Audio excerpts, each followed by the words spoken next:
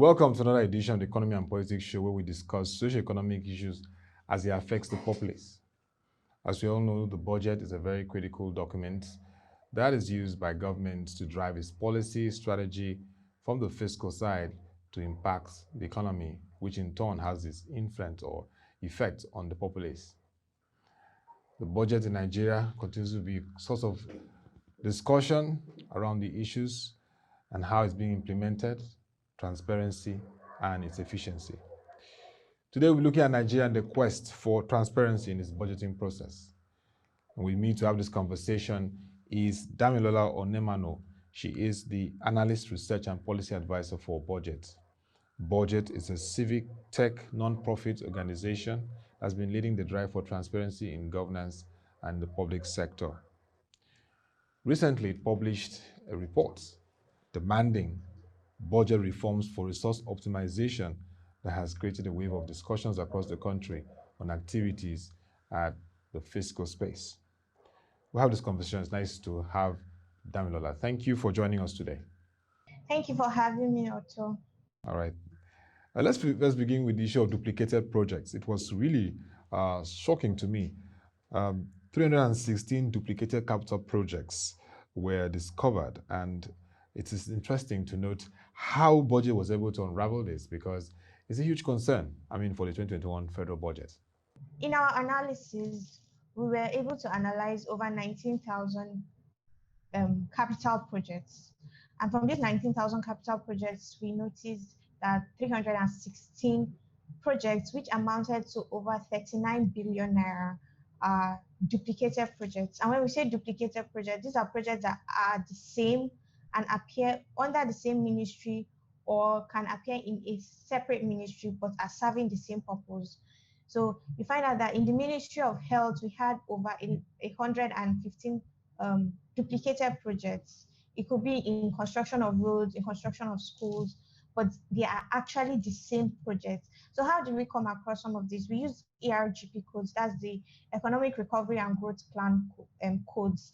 It is stated that these codes are supposed to be unique. That means each project is supposed to have a unique code. They are not supposed to be two codes having the same projects.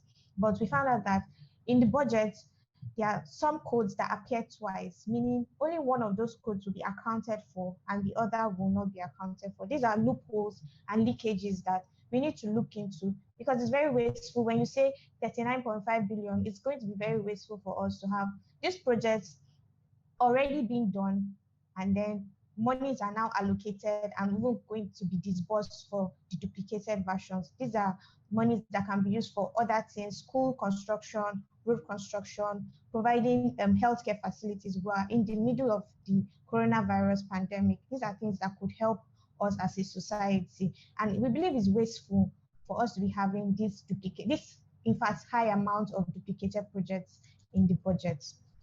Yes, it's a very huge concern when you look at the top 10 ministries that were highlighted as having this kind of a scenario. It's a huge concern. It's a very huge concern. Federal Ministry of Health was number one. Federal Ministry of Information and Culture number two. Federal Ministry of Education. Federal Ministry of Science and Technology.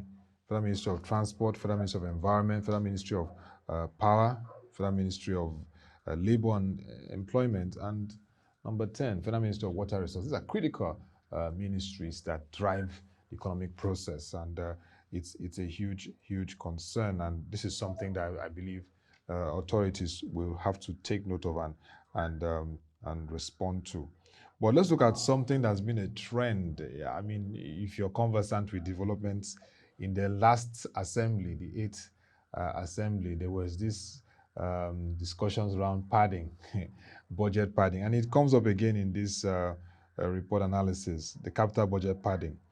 You highlighted that the practice of disguising recurrent expenditure line items within the capital budget was widespread throughout the 2021 federal budget.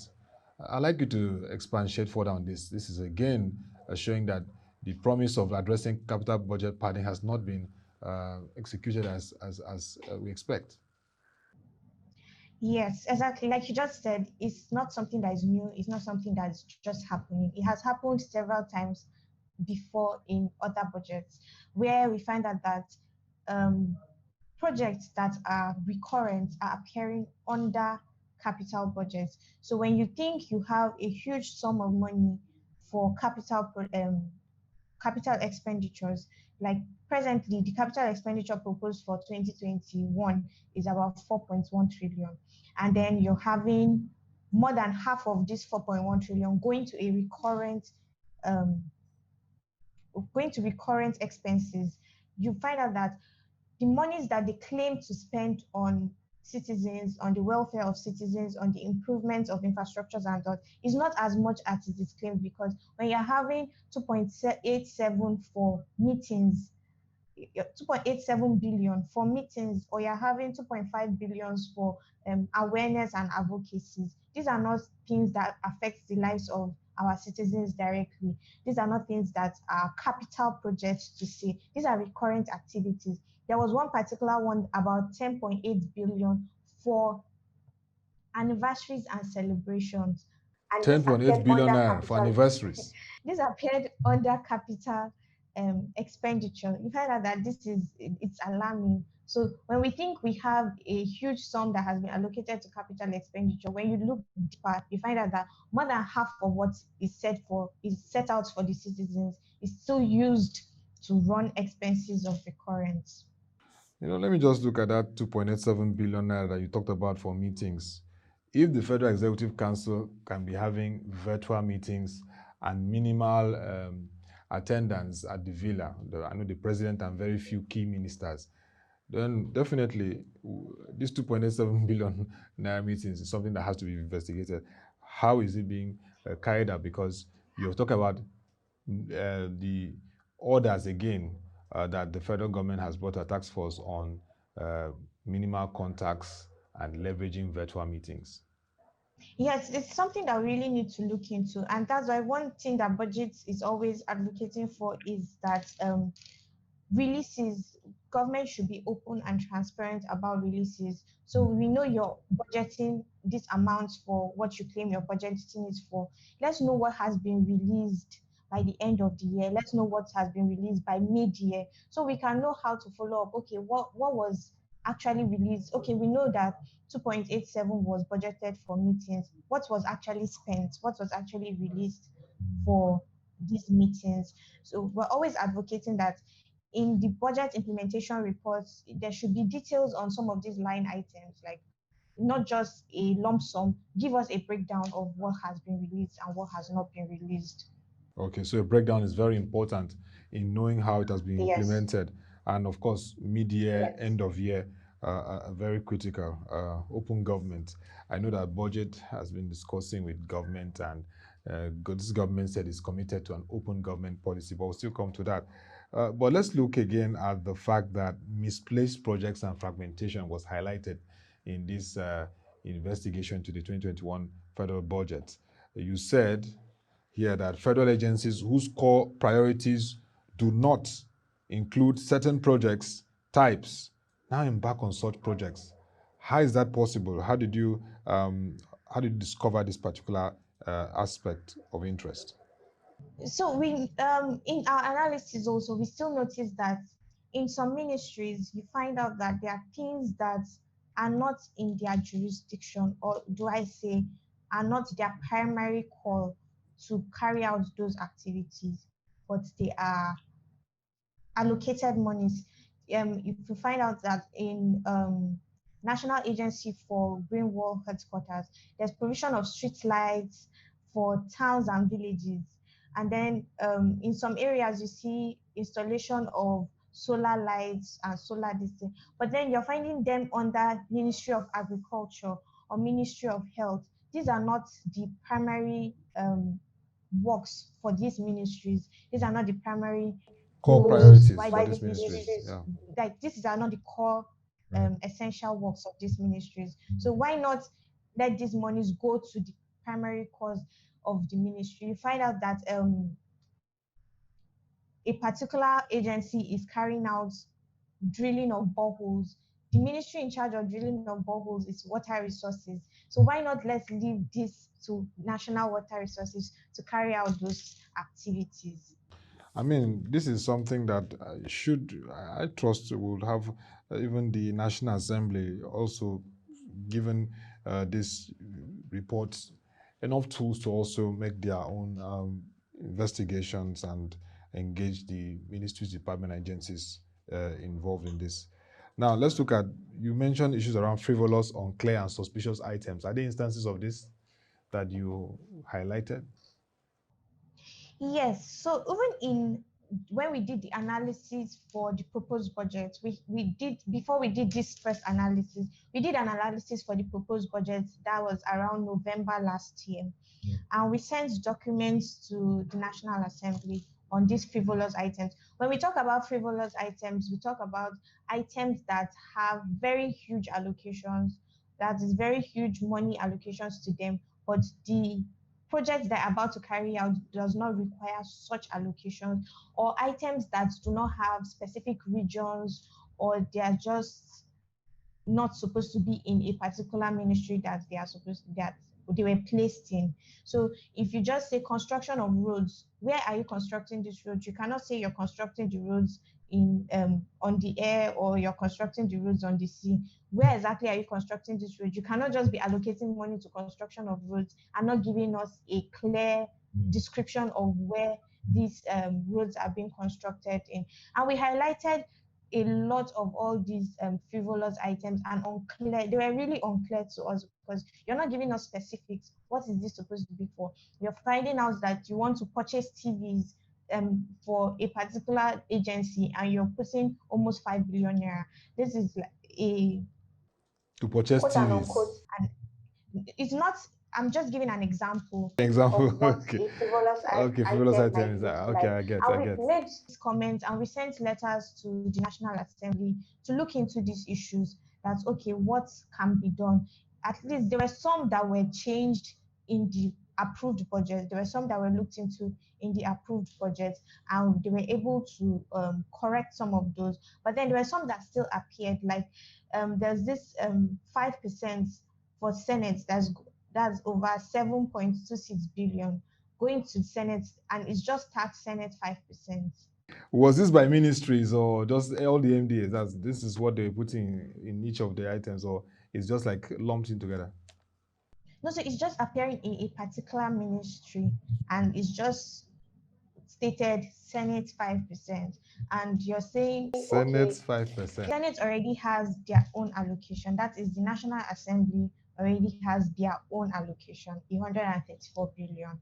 What is Senate 5% of 7.62 billion doing under another ministry that's not related to the National Assembly? Wow. These are issues that we need to also look into to know that there are some frivolous and unclear things. In fact, suspicious, if you see, suspicious. If you check on page 499 of the budget, it's written there, Senate 5% under the Ministry of Budget and Planning. Under the Ministry of Budget and Plan, that's even the coordinating ministry for driving this budget process. So there's a lot to answer on that part. This 5% for Senate, we need clarity on that too. But let's look at. Yes, and we really need to engage with the government on some of all these Definitely. issues. Citizens, we need to talk to the government because these are wasteful things. Our economy is not improving, and we need to be cutting costs here and there. So we can't have things like this just sliding under the carpets because we don't want to talk about it. No, definitely, the role of the civil society, media, and of course, the various advocacy groups, including the legislature, is to ensure that whatever government is doing, it brings accountability. So it's commendable that Budget, as a CEO, also has done this. With the media having this conversation with you is another thing. So next part is to see how the legislature also tries to look at all this and investigate.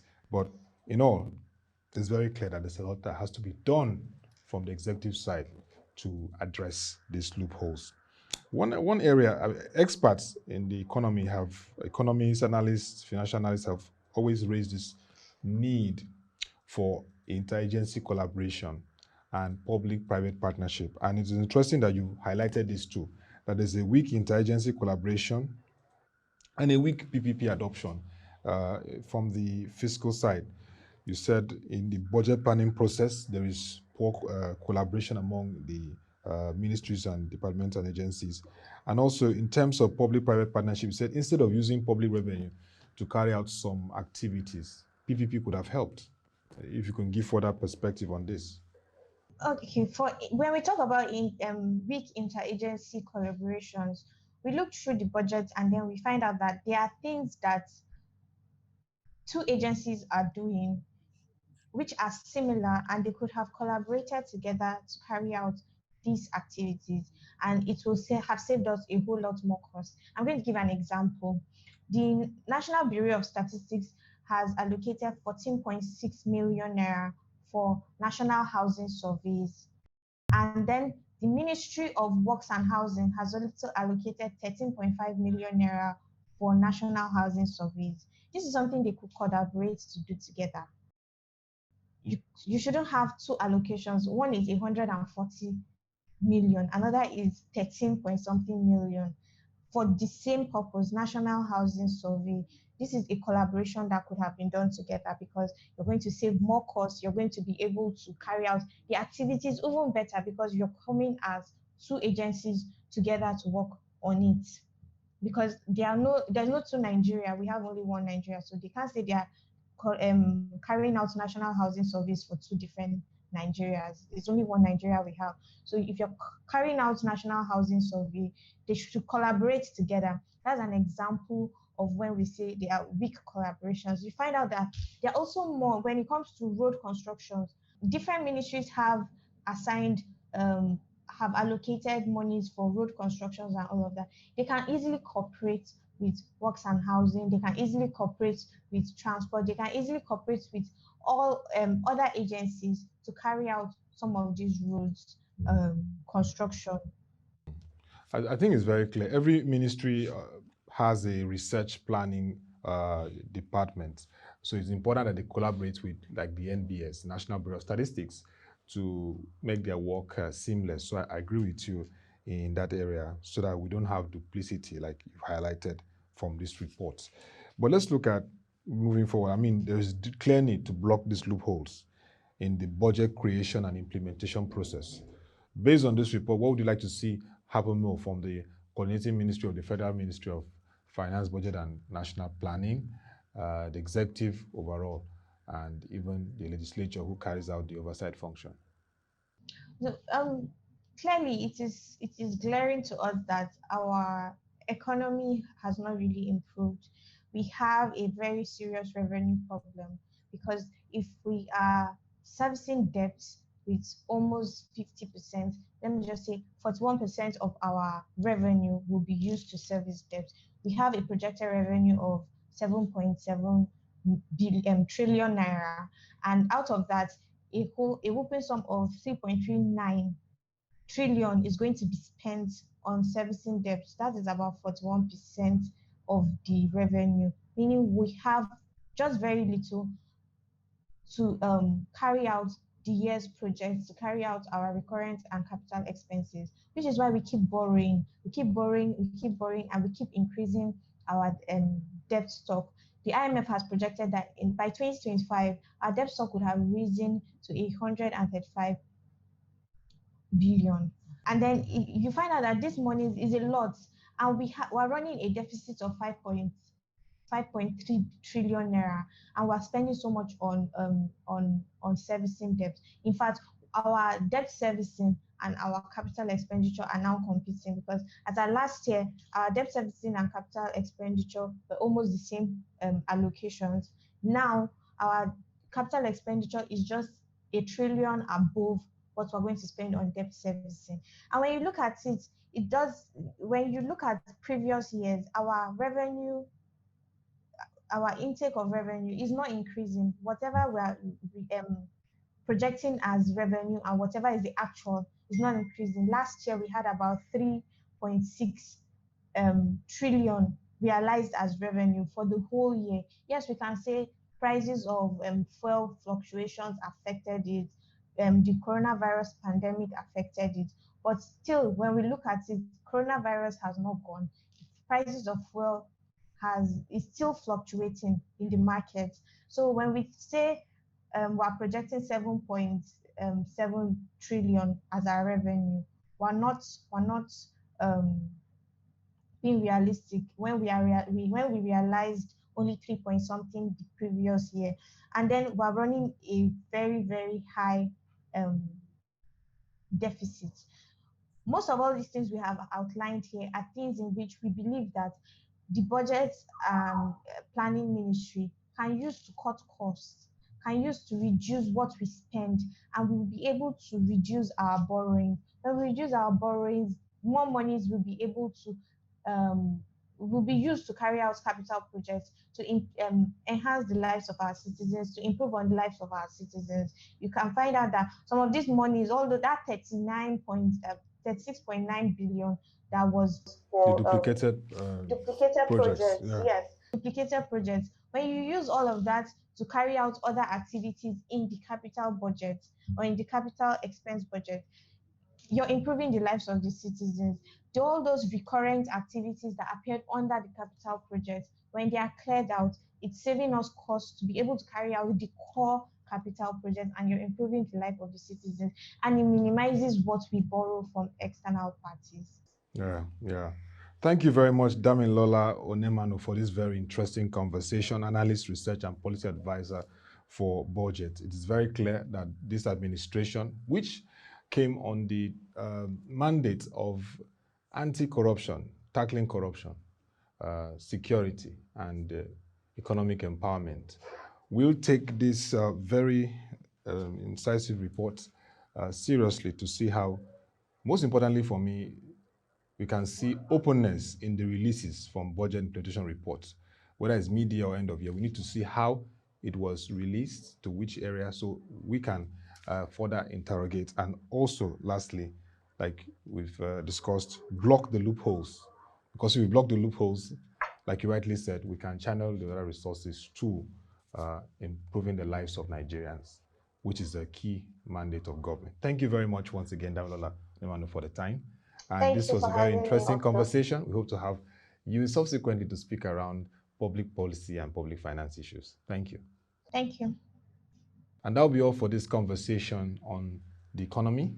As you all know, if you want to have very incisive analysis and reports on developments in our economy space, you can go onto our website, www.proshareng.com. For this report, of course, the analysis, the highlights of it, if you go onto our website, go onto the search bar, type budget, you get the analysis and the reports. Also, click on the right hand of the bar, Nigerian economy. You see all the latest developments around the economy as it covers the fiscal space. For this period, we advise you to continue to follow the protocols and guidelines in this season, considering the challenges of the pandemic. Please stay safe. So we'll come your way again. Thank you for watching and have a nice day.